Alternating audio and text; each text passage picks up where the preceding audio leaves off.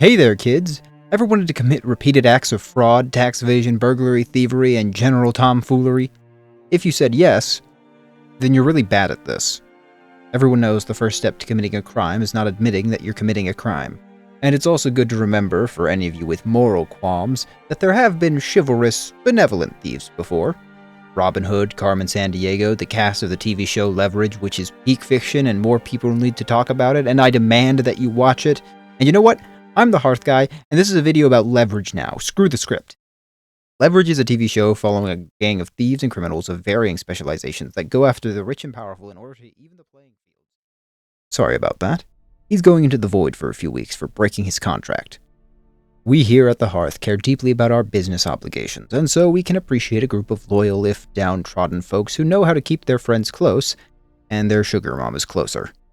That is a lore-accurate statement about the Thieves Guild of Skyrim, by the way. Not even joking.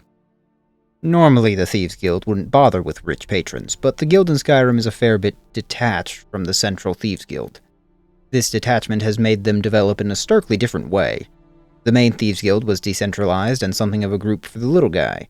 Not totally a Robin Hood situation, but they cared more about humbling the powerful than outright stealing from them. Or worse, working for them.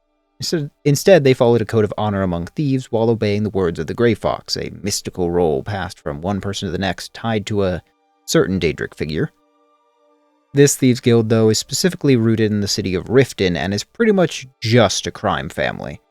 Heck, it used to be a crime town with vendors and regular foot traffic, and with every member tripping over themselves with gold and the much-desired respect or fear of every powerful figure in the province, amongst which included thanes, old families like the Battleborns, wealthy merchants, and of course the infamous Blackbriar family. People who've seen other videos on the channel may be able to tell what I think of the Blackbriar family, but I digress.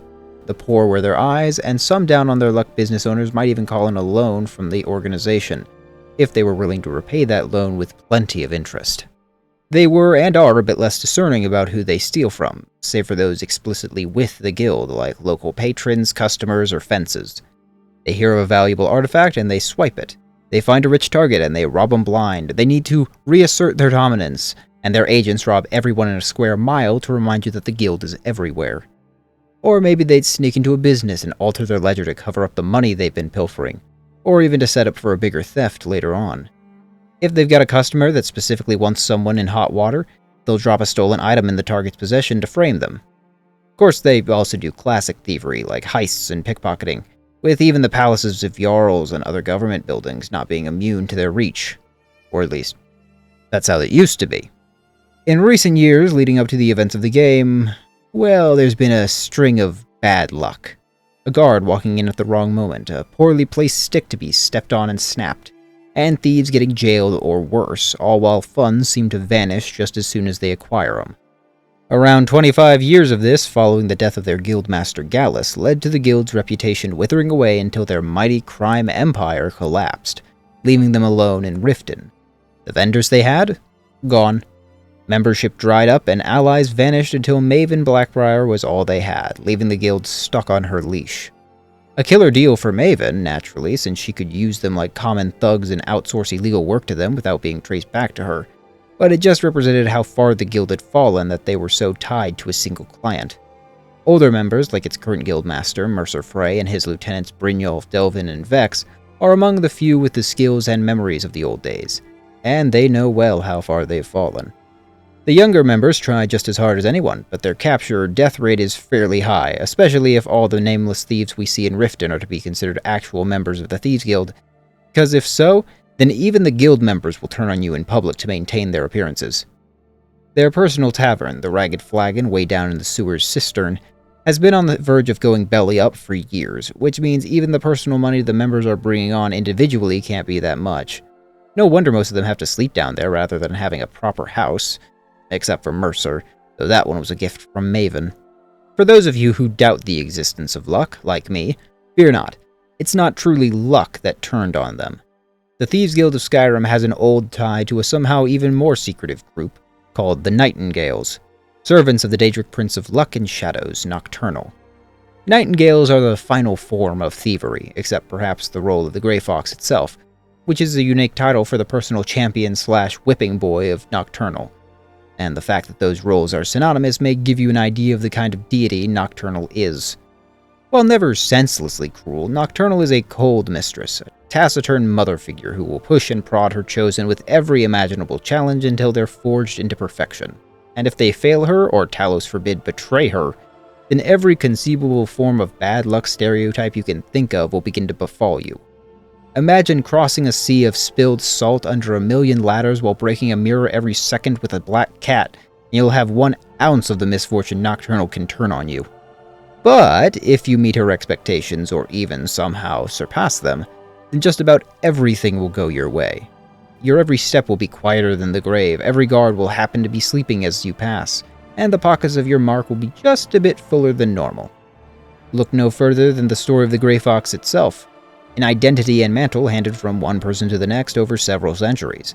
When the Grey Cowl of Nocturnal was stolen, perhaps as a way to impress her, rather than just killing the thief, Nocturnal instead cursed the cowl to erase the history and identity of the person who wore it, so long as they did.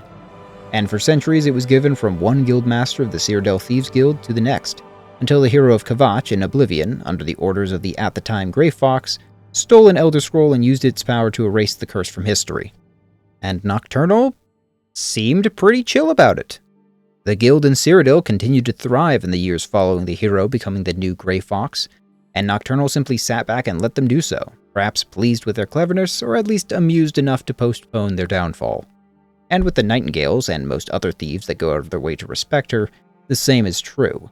The only difference with the Nightingales is, unlike the Grey Fox or a normal thief, the Nightingales explicitly contact and establish a contract with Nocturnal, receiving her blessings and permission to act in her name.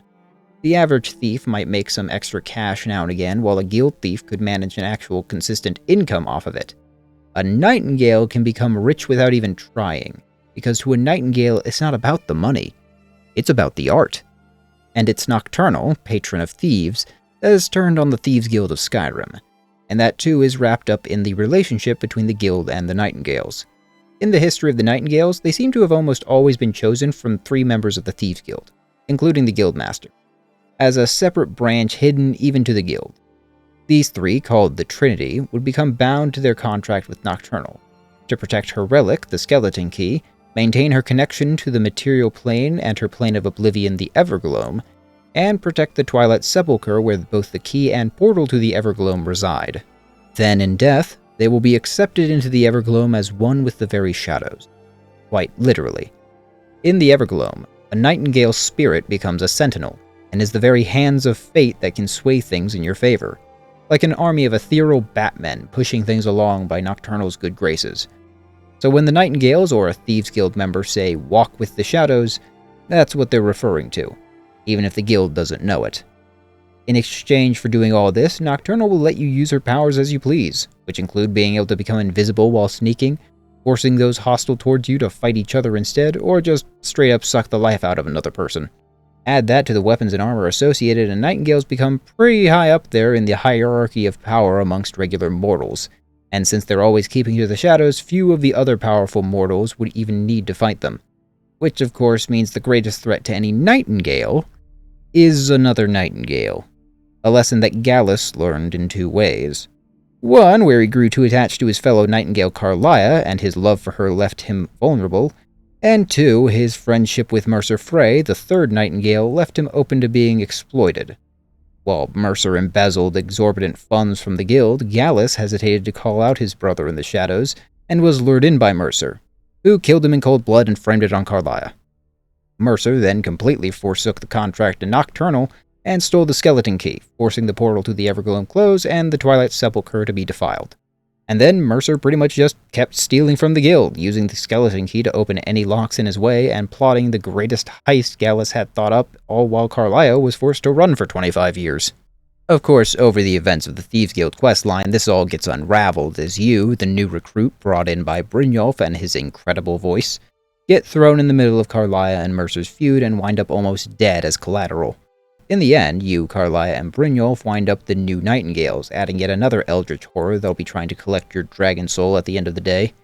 Good luck to them, though, because as we all know, as a dragon soul, you're probably going to be going to Akatosh when you die.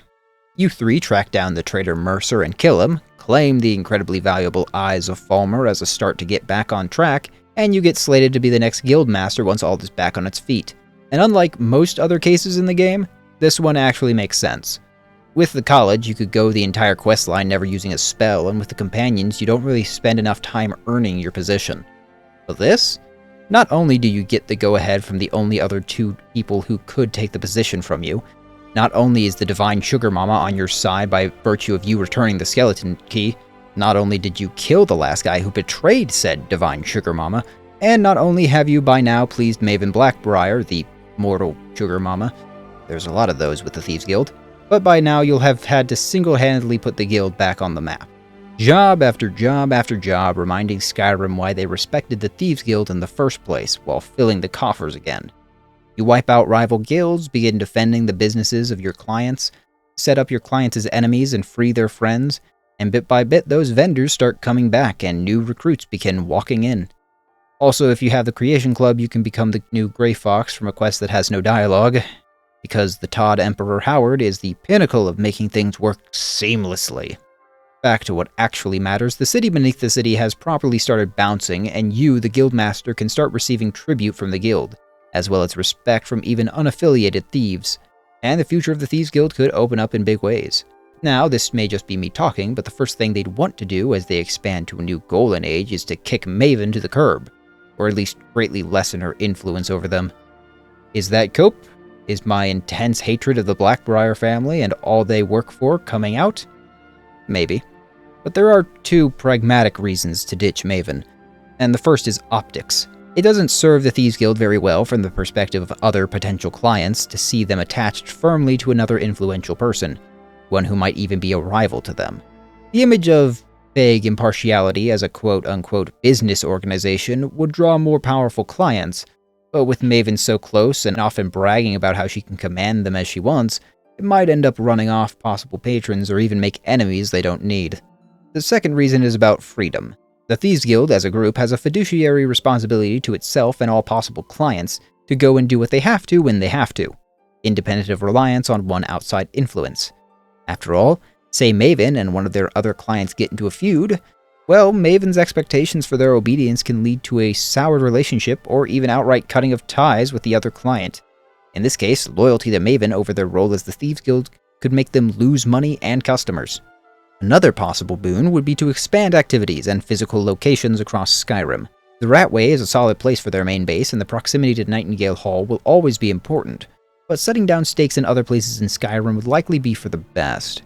We see that they have fences and contacts in most major cities, and even a few minor ones, and it wouldn't be harder to set up smaller bases.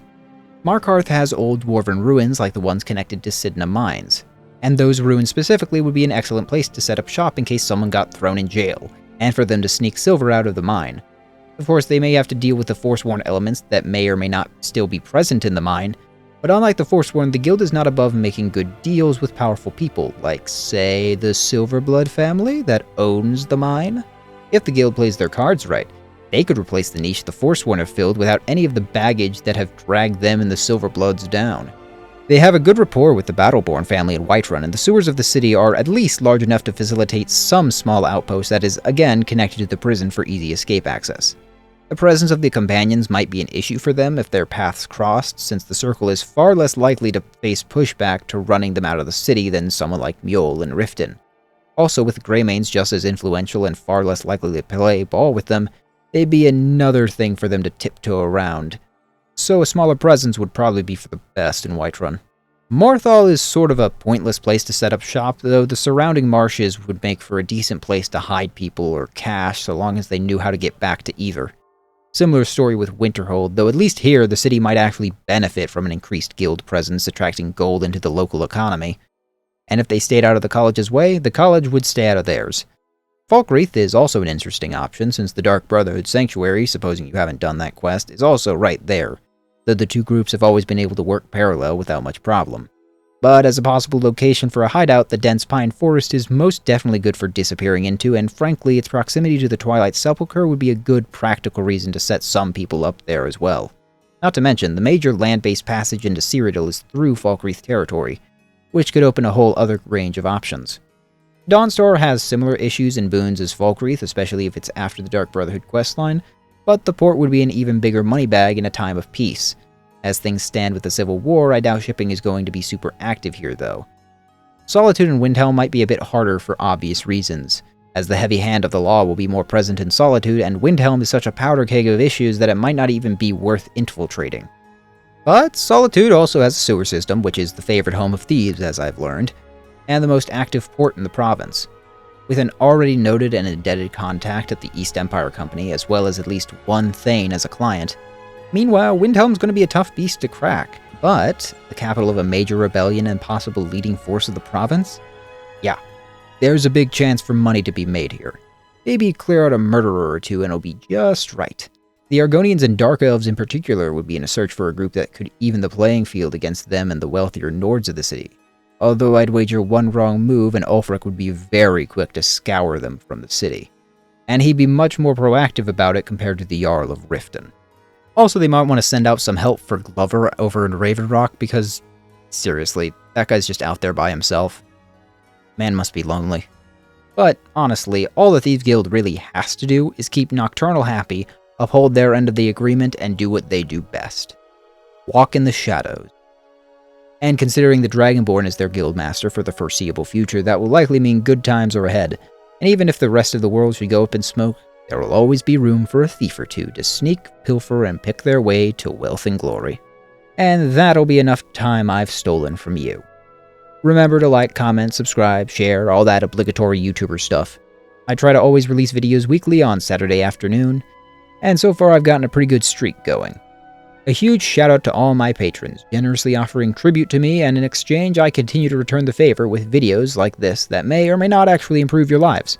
But you still pay me anyway, so thanks. As always, you can support the channel in many ways, and Patreon or channel membership is just a couple of ways to do it. But both do so in ways that give you access to a private Discord server where you can interact directly with me, as well as access to videos hours or even days earlier than anyone else. It's no hassle, however, and you're free to keep your money if you wish. Either way, thank you for watching. And remember, I am the Hearth Guy, and I will see you all next time around the hearth.